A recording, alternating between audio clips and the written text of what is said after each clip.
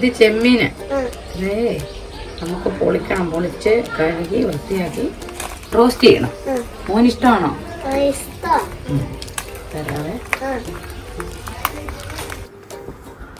അപ്പോൾ അച്ഛമ്മ ആദിക്കുട്ടനോട് പറഞ്ഞ് ചെമ്മീൻ റോസ്റ്റ് എങ്ങനെയാണ് ഉണ്ടാക്കുന്നതെന്ന് നമുക്കൊന്ന് നോക്കിയാലോ. ക്ലീൻ ചെയ്ത് ചെമ്മീൻ്റെ അകത്തോട്ട് മഞ്ഞൾപ്പൊടിയും ഉപ്പും ഇട്ട് വേവിക്കാൻ വയ്ക്കുക.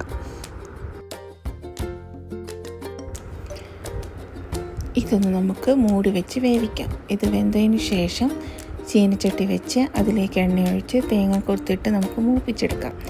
അത് മൂത്ത് വരുമ്പോഴത്തേക്കിനും നമുക്ക് കുറച്ച് സാധനങ്ങളൊക്കെ റെഡിയാക്കി വെക്കണം. കുറച്ച് ഉള്ളിയും ഇഞ്ചിയും വെളുത്തുള്ളിയും, ഉള്ളിയുടെ കുറവ് കൊണ്ട് നമ്മൾ കുറച്ച് സവോളയും കൂടി എടുത്തിട്ടുണ്ട് കേട്ടോ. കറിവേപ്പിലയും കൂടി ഇട്ട് നമുക്കിത് മൂപ്പിച്ചെടുക്കാം. ഇത് മൂത്ത് വരുമ്പോഴത്തേക്കിനും നമുക്ക് അതിലേക്കുള്ള പൊടിയൊക്കെ എടുത്ത് വയ്ക്കാം. 1 സ്പൂണ് മല്ലിപ്പൊടിയും 1.5 സ്പൂണ് മുളക് പൊടിയും കുറച്ച് മീറ്റ് മസാലയും കൂടിയാണ് നമ്മൾ ഇതിലേക്ക് ആഡ് ചെയ്യുന്നത്. അതിട്ട് അതിൻ്റെ പച്ചമണമൊക്കെ മാറുന്നത് വരെ നമുക്കതൊന്ന് മൂപ്പിച്ചെടുക്കാം. മൂത്തതിന് ശേഷം നമുക്കതിലേക്ക് നമ്മൾ വേവിച്ച് വെച്ചിരിക്കുന്ന ചെമ്മീൻ ആഡ് ചെയ്ത് കൊടുക്കാവുന്നതാണ്. ഇനി ചെമ്മീനിലേക്ക് ആ മസാലയൊക്കെ ഒന്ന് പിടിച്ച് അതൊന്ന് റോസ്റ്റ് ചെയ്തെടുക്കാം. ഇതാണ് നമ്മൾ നമ്മുടെ വീട്ടിലുണ്ടാക്കുന്ന ചെമ്മീൻ റോസ്റ്റ്. നിങ്ങളും ഒന്ന് ട്രൈ ചെയ്ത് നോക്കണം കേട്ടോ. ഇനി നമുക്ക് ആദിക്കുട്ടന് കൊടുക്കാം. അവൻ എന്നെ പറയുന്നതെന്ന് അറിയാലോ. ആദിക്കുട്ട, ചെമ്മീൻ എങ്ങനെ ഉണ്ടെന്ന് പറ. അച്ഛമ്മയുടെ സ്പെഷ്യൽ ചെമ്മീൻ. ചൂടാണോ?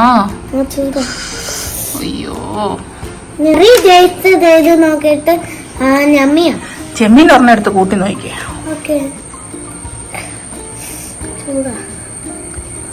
കടിച്ചു നോക്കി. കടിച്ച് ചെമ്മീൻ്റെ എല്ലാം നട്ടിട്ട് എന്നിട്ട് കടിച്ച് നോക്കട്ടെ. മതിയേ, കടിച്ച് നോക്കാം. സൂപ്പർ.